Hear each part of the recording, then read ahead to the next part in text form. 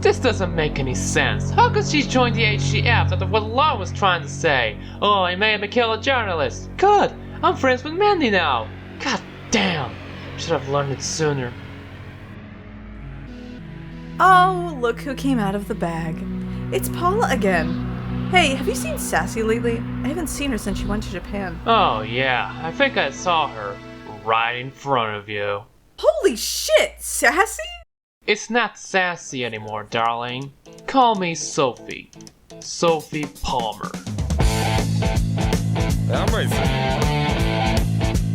Really? Yeah, I got tired of my old nickname. You can still call me Inez in case you have trouble with my new stage name. Decided to start anew after being dumped by that bitch. You shouldn't have written that part in the first place. Hey, it's your fault you brought your proposal to her as well. Point taken. Still, how do I look? Cody Rhodes-ish. I take that as a compliment. How's things right now? Well, I managed to be in the front cover of the magazine. Ain't it sweet? Darn. Well, I'm unemployed, but while I still have connections, I can't just be a talk show host again, since my last show got low ratings.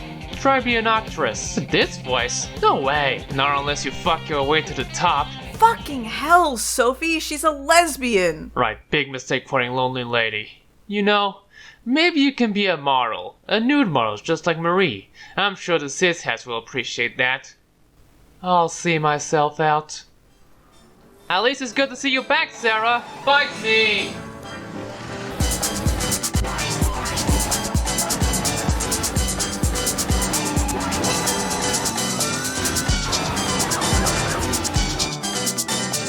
Keep it with the FIFA launch racing games but an exclusively techno soundtrack, it's hard to believe that it's actually more common than I thought.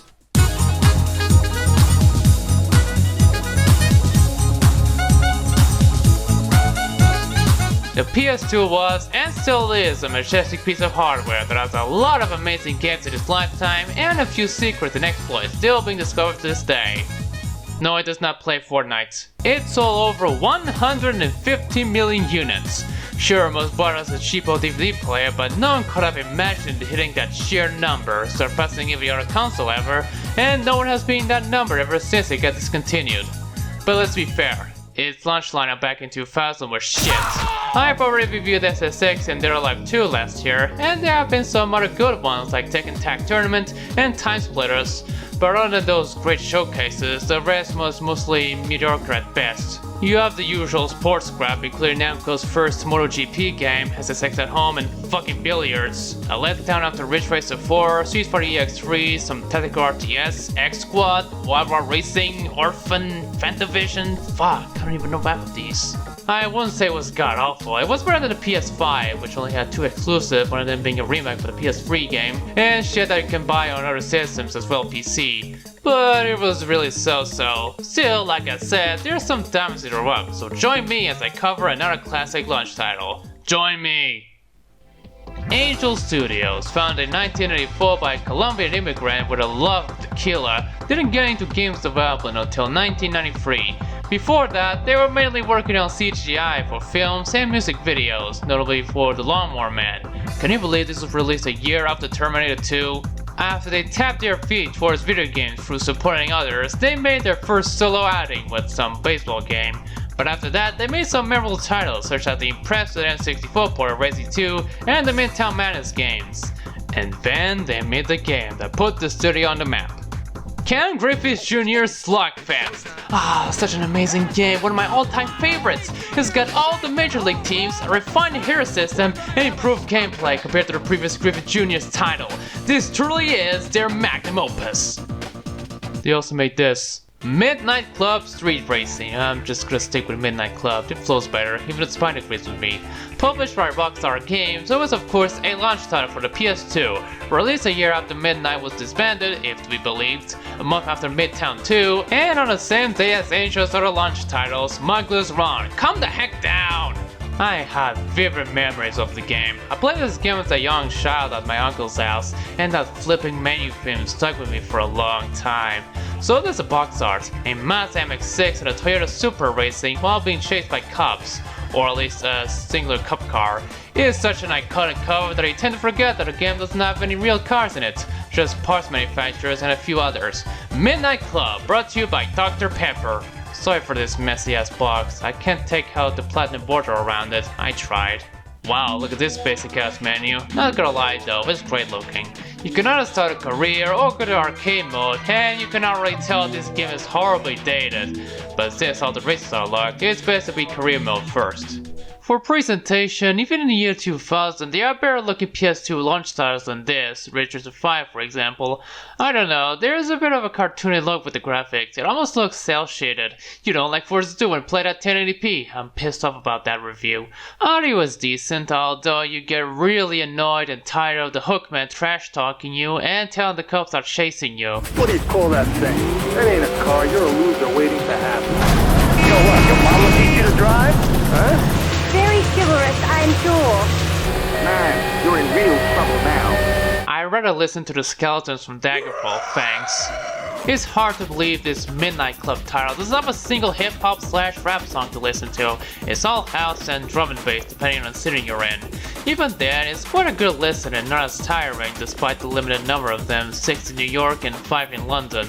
Don't expect much plot here, this was before GTA 3 after all. You're a New York cabbie who follows some guy named Emilio to race after he trash talks you. After running a race with his posse, he lets you join the Midnight Club and gives you his number. And now you must track down races around the city and compete with their posses to get a chance to race against the city champ, as well as doing pink slips, kind of. The handling mod is really weird. I should have expected it for an arcade racer, but not like this. If Spyro is too sensitive, it's quite hard to fix your racing line. Another yet bigger one is its physics. I swear, if I touch anything, it sends me to hell. If I hit a light post, the game just swarms my car to the nearest wall, which spells doom to your race. And be wary of driving on grass. One mistake and it makes you drive like you're in oil slicks. It's a lot worse than Midtown 2. Despite release in late 2000, the difference still is night and day. Still, it's fun to drive crazy, at least in the New York portion. The problems will get noticeable in London though. To join a race, you have to follow a so-called hookman driving you on an assigned route. When the arrow turns orange and gradually becomes opaque, it turns green and it drives to its destination. All the races are waypoint ones, either in simple layouts or one of those alternative ones. Also, this is the only MC game without power-ups, so it's pure yet crazy street racing with weird-ass physics, weird-ass AI, and weird-ass traffic behavior. And cops too, don't forget about the cops! Here's the thing about the AI. During races, specifically in those on other ones, the opponent's paths are pre-planned and not as randomized as, say, Driver 2. Despite being as sales and missions in GTA Post 3, it's much easier to get better at the race and it beats that game's missions to a punch. And even then it's much harder than in GTA 5, that is the only GTA I have finished, I'm sorry. Although when there's traffic, you tend to get dumb. On the other hand, in free roam, their pathfinding is ruined to shit when they go to the racing point. Like, they crash into traffic, they go to a wall, they go so fast that they pass the destination, it's quite frustrating. But they sometimes give me a shocker though. I like how the bystanders keep avoiding Midtown Madness, but I really want to kill them. Best game of all years. After winning enough club races, Kareem arrives and is available to race. And this is where the difficulty gets ramped up considerably. For one, he drives around the highway and is really fast. It's almost impossible to follow him with your available cars. You have to be lucky to make him drive to the destination. Then there's the race. Oh boy, another waypoint race, my favorite. Firstly, I had a hunch that I can drive around this path. I mean, it looks like so. Then Kareem turns out the second intersection after the third checkpoint and I was oblivious throughout the race. It's best to follow the leader car when it comes to these races, but after many tries and a close finish, I gave up and called the other races to earn the cars. Even without traffic, the fog ain't helping much. Still, it's easier to actually win this race than to follow Kareem in free roam. Have I mentioned he's fast? Holy shit, crash into that part of the highway, I have a chance.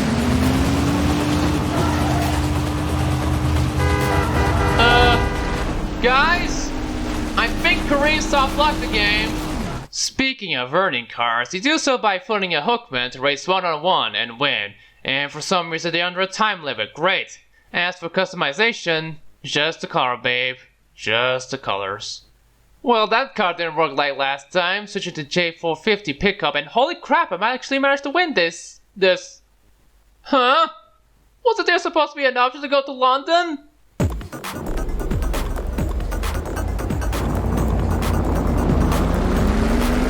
I won the race, but it won't let me progress because I switched cars to the stunning set race without going to cruise mode. This game hates me! Yeah, with the addition of the quirky handling and physics, plus the AI being harsh on you, this game is notoriously buggy. From cars just falling off the map, the AI just skimmed the playable boundaries to, well, what just happened here? And let me remind you, if you didn't saw that shot of me holding the platinum box of the game, I'm playing the platinum version of the game. Now, the greatest hits in the US tend to have glitches fixed from the original copies. Take for instance Spyro on the PS1. The missing music for the Midnight Madness levels and final boss got fixed back in, as well as the spike cutscene. While the Platinum PAL revisions don't have the music fixes, it still has some stuff fixed. The revisions in Midnight Club didn't fix the issue though. Other than a few texture swaps in the London map, it still plays as is and it pisses me off a lot. At that point I was thinking of giving up and make the reveal with what I have, but I decided to press on. I followed Kareem to his destination with the pickup and actually win the race after a few tries. Hooray! Here's a trophy. Now off to Turf Island. At first I thought Angel should transfer London from Midtown Madness 2 since this and that were released a month apart. But it turns out they just made a new map for this game. Compared to how linear and square New York is, London is more curvy and tight. Honestly, racing in London is not recommended in real life, but hey, car culture there used to be fantastic. Oh, those French cars looking ridiculous as heck. The cities have shortcuts and passageways not seen on the maps. It caught me off guard when I saw the last check button and the finish in this race. Oh crap, I have to do the wrong route here, I thought. No, there's a hidden path blocked by one plank where you must traverse. Much like the arcade physics, these became a staple in the series, making the races really fun, if a bit frustrating at times. The first club race with Emily pisses me off. There's this ramp in the park, it's a gamble where you get a flat jump or crash at the ramp end, flipping you off and swerving when landing on the grass. I have tried many times to win this race. While you can just cross the river, it slows your car down, but it's possible to win when you go that way.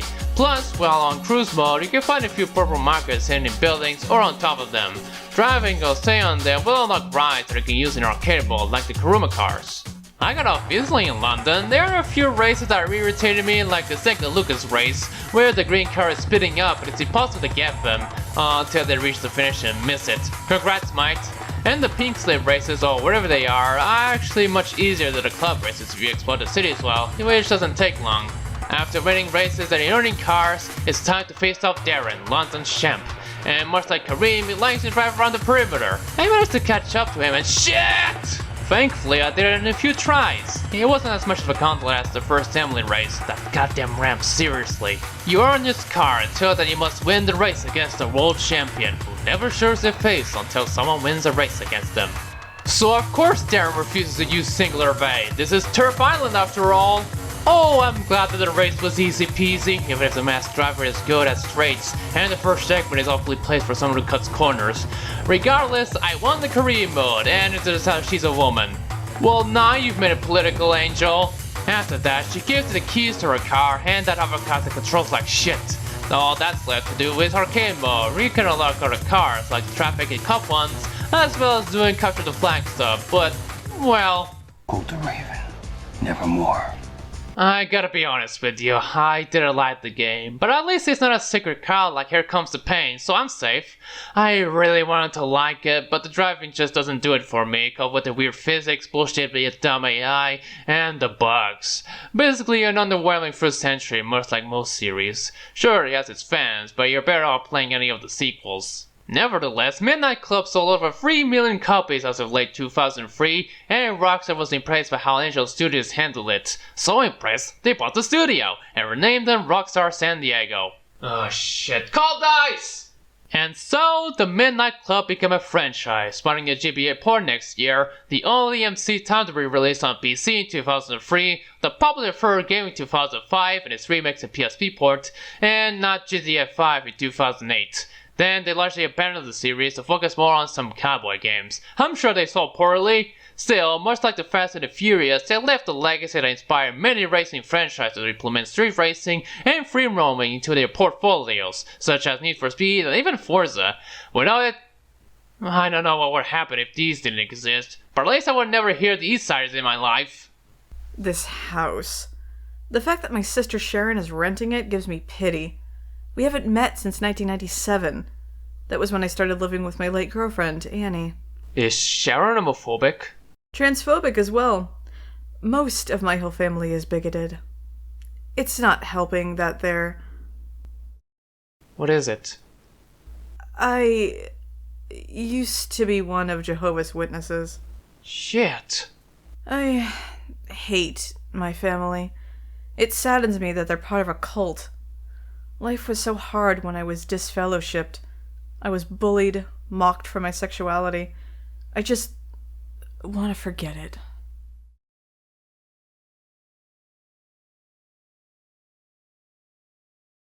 It's okay. You're with me now. You've met such beautiful and friendly people after becoming visible thanks to me, even after some ugly times.